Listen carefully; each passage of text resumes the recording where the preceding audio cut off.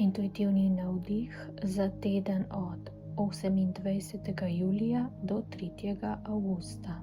Močne spremembe podnebja lahko vplivajo na posameznike, na nas.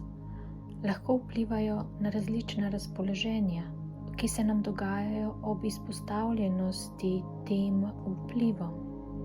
Izbruhi sonca niso le eno od teh, so poglavitna zadeva, ki se dogaja v vesolju, v našem osončju, in zato smo resnično odvisni od tega, kaj se dogaja na soncu.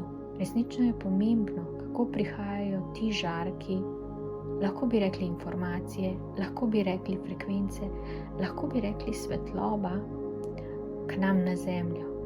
Če so to močni sunki, če je to resnično obilica nekega energijskega dotoka, seveda, da to vpliva na nas zelo, zelo močno.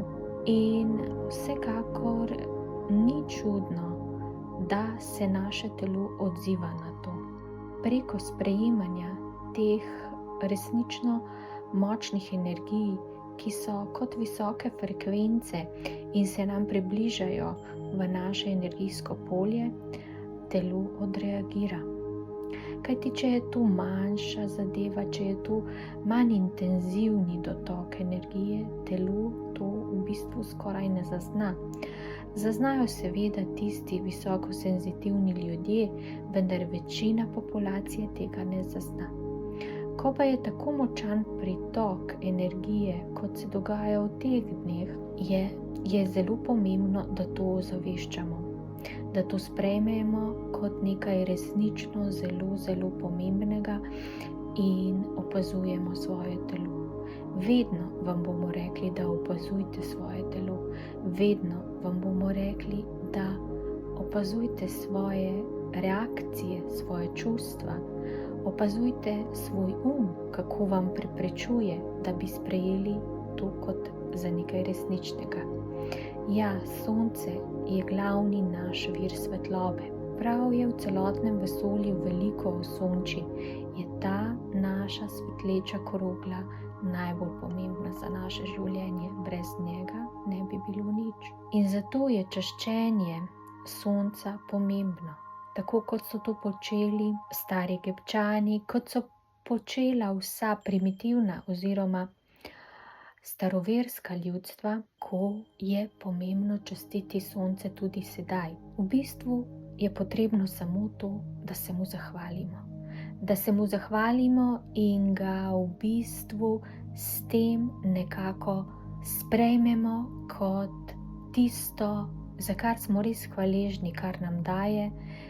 V bistvu je pomembno, da se mu zahvalimo za vso to energijo, za vso to toploto, za vso to življenjsko svetlobo, ki nam jo prinaša. Resnično pomembno je, da se zavedamo, da brez njega ne bi mogli živeti.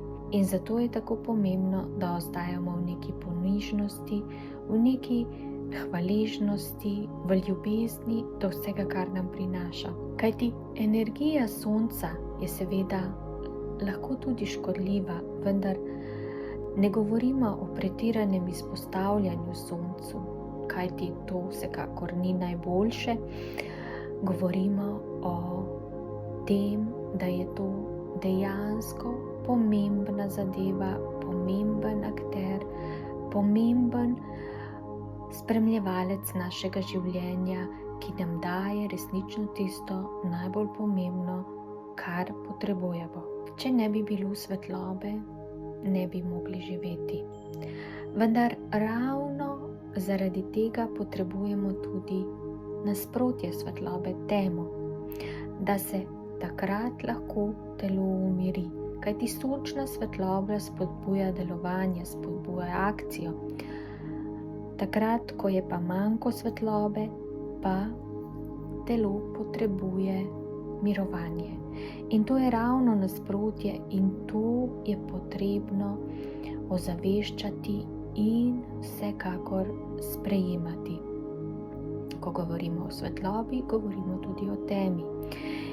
In predvsem dogajanje ki ga prinašajo te sončevi izbruhi, prinašajo tudi izbruhe nekih nenavadnih naših notranjih vzgibov, nenavadnih akcij, nenavadnih odzivov, ki pa seveda poudarjajo tudi te naše temne plati. In koliko bolj smo svetli, toliko bolj v temo lahko gremo in jo zavestimo. In tukaj se seveda dogaja, da ljudje z temi močnimi sunki svetlobe začnejo odpirati tudi svoje temne dele in lahko reagirajo na tak način, da pokažejo svojo temno plat. Seveda je za to odgovorna prevelika količina frekvence oziroma nenadni sunki te svetlobe. In to ni nič narobe, to je vsekakor dobrodošlo, kajti mnogo imamo zakopanega v sebi, položenega pod preprogo in mnogo je potrebno priklicati na plano in predelati. Zato se ne čudite, če bo v tem tednu sončna svetloba, tudi če je ne bo vsekakor, če bo nad oblaki, bo vsekakor iz nas privlekla razne temne kotičke, jih razsvetlila in nam sporočila, da včasih pa je treba tudi pogledati tja, kamor resnično nočemo oziroma smo pozabili. Zato so ti sončevi izbruhi dobrodošli in želijo, da se zemljani oziroma vsa živa bitja na zemlji prebudimo in pogledamo še globje, kot smo si kdajkoli sploh upali.